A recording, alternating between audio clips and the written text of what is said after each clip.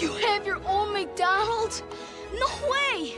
So in today's episode, we're going to be talking about a film that is very near and dear to my heart, but is just so unappreciated. And that movie is Richie Rich, released in 1994. And it might just be because I've been watching this movie since I was a wee lad, but this movie is it's just so fun to watch. And the worst part is, there hasn't been a re-release of it in 15 years. No Blu-ray, no 4K remaster, hell, even the DVD is like $5. It's basically a crime. So without further ado, let's get into the video. Cole's Classics, episode whatever. Let's talk about Richie... Why is there a cent symbol in the official title? Richie Rich, released in 1994, starring Macaulay Culkin. However you spell his name. I don't think anybody really knows. Now this was like prime time for Culkin. Coming off the success of Home Alone and Uncle Buck, he was basically unstoppable.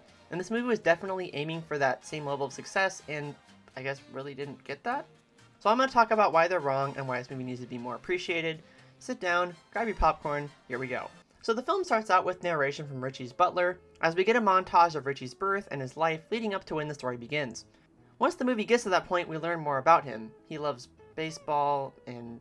wait, don't tell me. His dog? Yeah, he likes his dog and, oh shoot.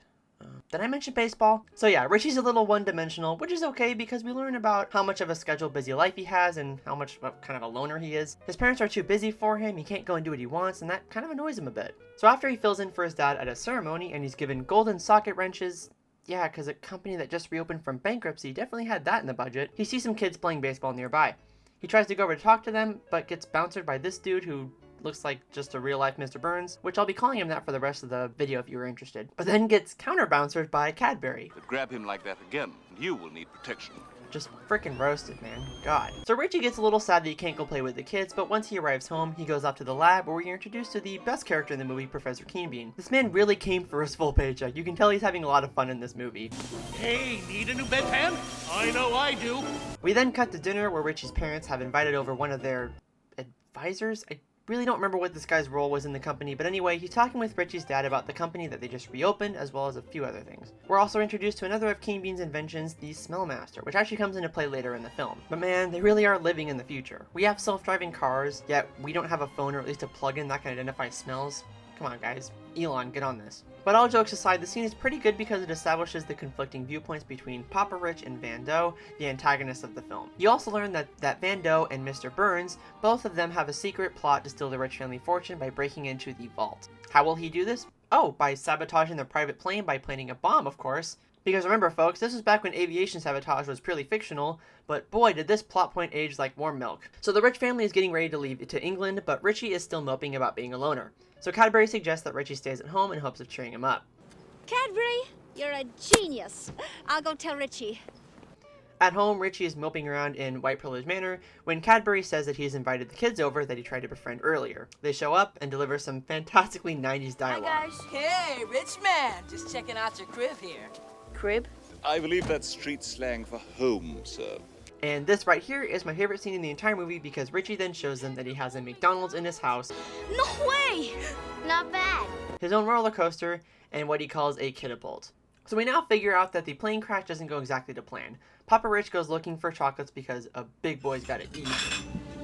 Where are those chocolates? But when using the Smellmaster, finds the gift wrap bomb. Good God, Regina, it's a bomb. Luckily, he's able to narrowly dispose of it, but the plane still dive bombs down. So in spite of the fact that Van Doe's plane has already kind of failed, and seeing that the sole heir is still alive, Van Doe magically is just able to just assume the CEO position anyway, but then Richie finds out that not only are his parents presumed dead, but that his friends are major gold diggers and they only came because Cadbury bribed them. $100. The penguin-looking dude said he'd give us $100 for coming out here and playing with you.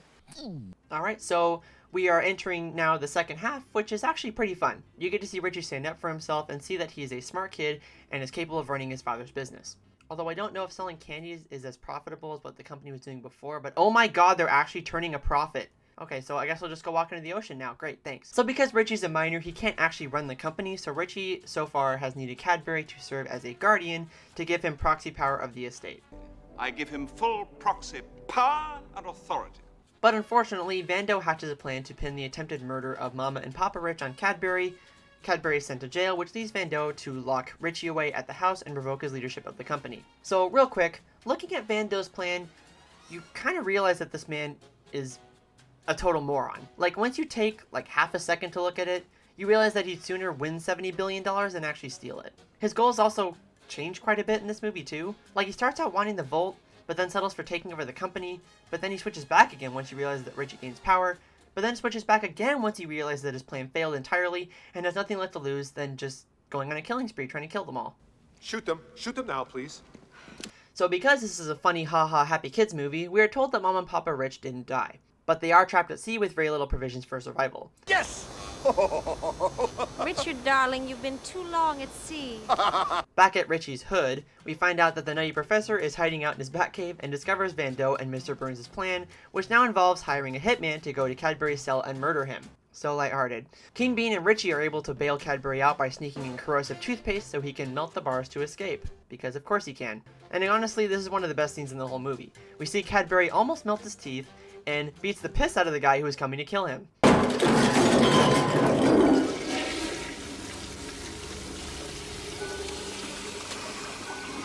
Never mess with a man with sensitive teeth.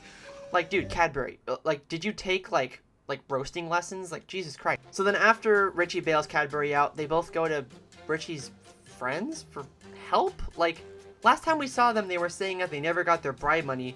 Now these kids are willing to help them attempt to take on bad guys and their security, all of which are armed. Alright, that's fine. So I just realized, up until this point, that I failed to mention the most important part to this film's puzzle.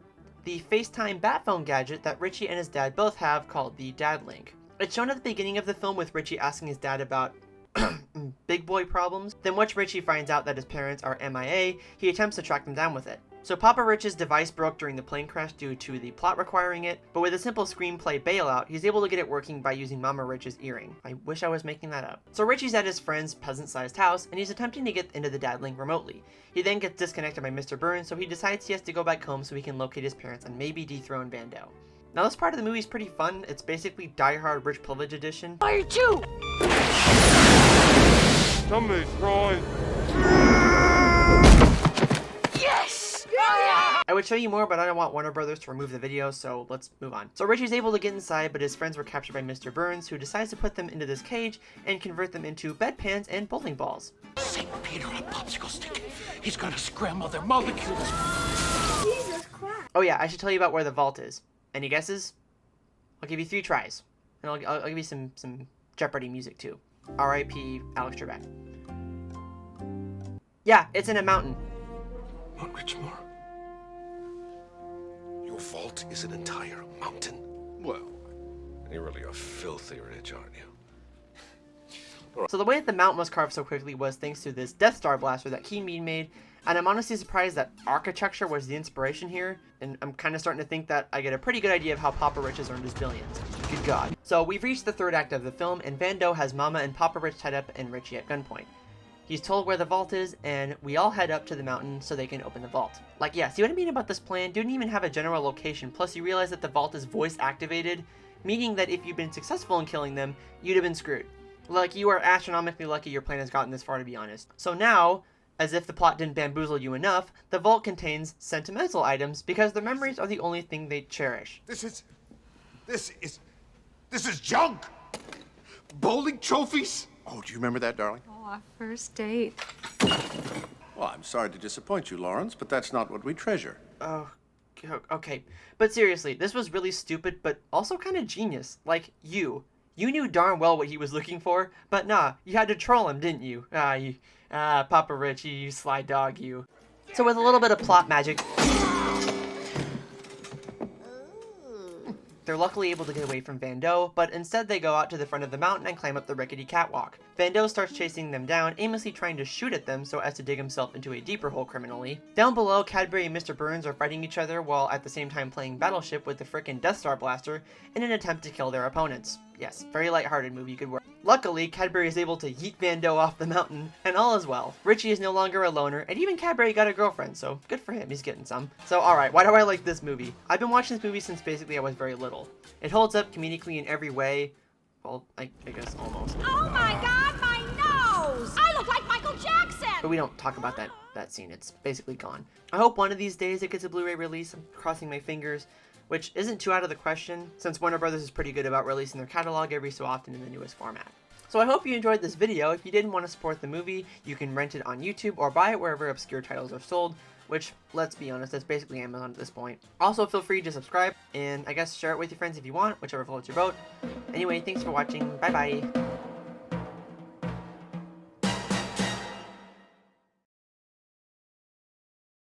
Bueller. Bueller. Bueller. I'm serious about this stuff. I'm up the night before, pressing garlic and dicing whole tomatoes. It's a recipe passed down from Malone's for generations. No, Regina, don't you understand? This may be the very thing that will save us. The very thing. Yes! Yes! Richard, darling, you've been too long at sea. Wilson, where are you? But the Smellmaster 9000 converts any smell within 20 yards into a digital audio signal. All right. What am I up against here? Possum? Porcupine? Skunk? Squirrel? Raccoon? Amphibian? No. Reptile. Code accepted. Thank you, Beavis and Butthead. I want you to put the revised plan we discussed into action. Execute Order 66. Locating Dad now. Dad found. Down! Everybody down! No shit. Millions and millions of dollars have been spent on this one bee alone. That cost me money! Come in, Nash. Yeah, this is Nash. I will look for you. I will find you, and I will kill you. All the way back down. Stretch. Tommy, how's the peeping? I asked for a decaf cafe latte, you incompetent imbecile! How dare you, you insolent peasant! Nobody talks to me that way. Nobody! Nobody!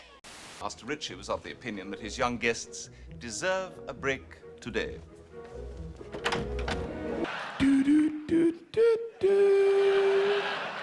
Mistake. It's my job to protect him. Very well, Mr. Ferguson. But grab him like that again, and you will need protection.